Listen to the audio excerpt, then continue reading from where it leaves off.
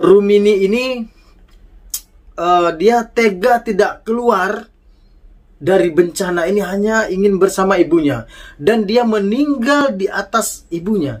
Jadi mereka sama-sama meninggal. Lari, kamu lari saja, saya sudah tua, biarkan saya di sini. Dan Rumini menjawab, kaki saya bisa, kaki saya mampu berlari wahai ibu, tapi hati saya tidak.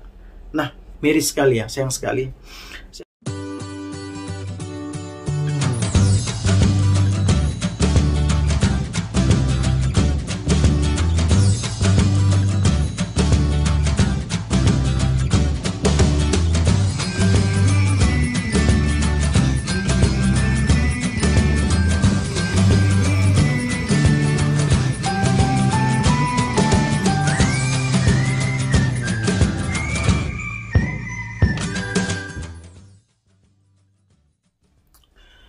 Halo, assalamualaikum warahmatullahi wabarakatuh. Selamat jumpa kembali dengan saya Jen Maholtra di channel JM Traveling. Namun pada hari ini kita tidak ngebahas tentang traveling. Saya ingin sedikit membahas tentang musibah yang sedang terjadi di Indonesia ya, tepatnya di Jawa Timur, di Gunung Semeru, meletusnya Gunung Semeru.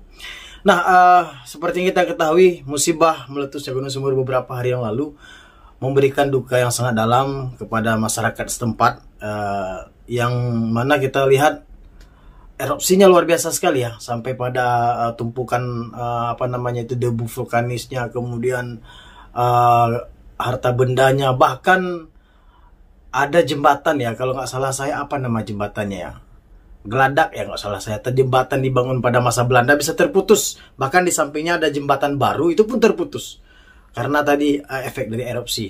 Keluar dari permasalahan itu, ada yang sangat dramatis di sini ya, yang kita ketahui menyangkut dengan meninggalnya seorang gadis yang bernama Rumini ya, kalau tidak salah namanya Rumini.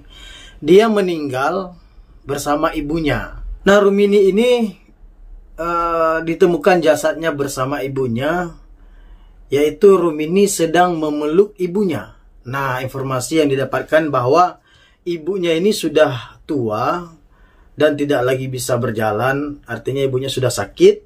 Kemudian pada saat erupsi terjadi, Rumini tidak mau berlari seperti masyarakat lainnya. Dia memilih tinggal di rumah memeluk ibunya ya. Dia tidak bisa meninggalkan ibunya, walaupun dia tahu mungkin kematian akan datang, mungkin musibah terbesarnya akan datang, tapi dia rela meninggal bersama ibunya daripada harus lari menyelamatkan diri. Padahal mungkin dia masih bisa menyelamatkan diri seperti masyarakat lainnya. Saya kadang-kadang berpikir seperti ini ya.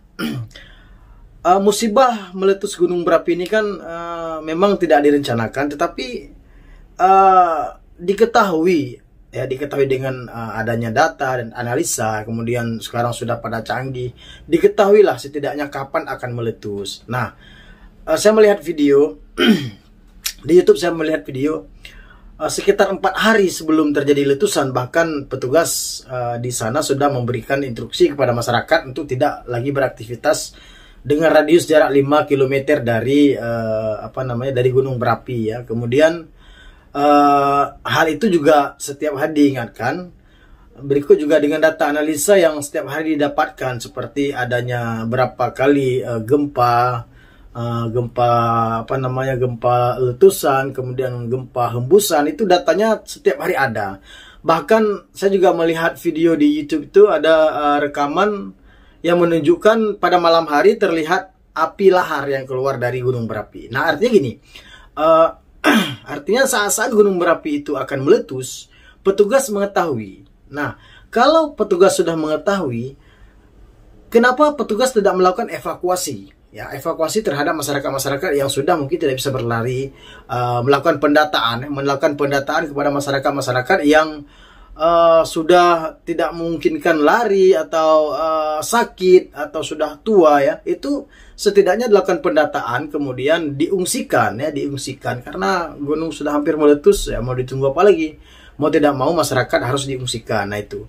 Dan kita juga tidak bisa menyalahkan petugas sepenuhnya sih sebenarnya, karena kita juga dapat melihat pada aktivitas masyarakat penggali pasir. Pada aktivitas masyarakat penggali pasir itu sekitar pukul 3 atau setengah 3 sore, pada saat sudah meletus gunung berapi itu, saya melihat ada video Bang Wan ya kalau nggak salah, coba di YouTube ada, nanti ada dilihat di YouTube, nanti saya kabarkan, saya kasih linknya. Itu gunung berapinya sudah meletus, bahkan hujan debunya sudah muncul ya di baju mereka belum lari bahkan ya. Sampai ada seorang petugas polisi, petugas polsek setempat ya, menyuruh para penggali pasir itu keluar dari tempat galian atau namanya apa, kali ya, sungai tempat menggali pasir, penambang pasir. Nah kemudian di situ barulah mereka lari begitu melihat badai, seperti badai pasir yang ada di film-film di daerah gurun pasir ya, badai seperti itu tuh, sudah asap, sudah hitam, asapnya sudah turun, hujan debu, barulah mereka lari ya, mereka lari, sehingga memang tidak bisa lagi lari karena di situ kan mereka membawa truk ya, mobil-mobil truk sudah padat, terlihat bunyi klakson, terdengar bunyi klakson, bunyi klakson di situ.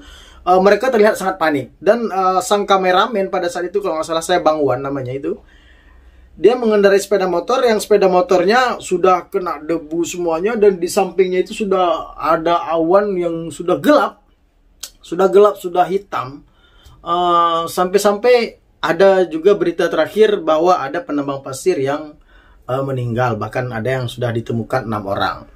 Nah, kadang terfikir kita mirisnya di sini, kembali kepada Rumini tadi. Rumini ini seorang perempuan muda yang memang mungkin dia tidak dievakuasi oleh pemerintah atau petugas di sana sama seperti masyarakat lain ya, belum dievakuasi.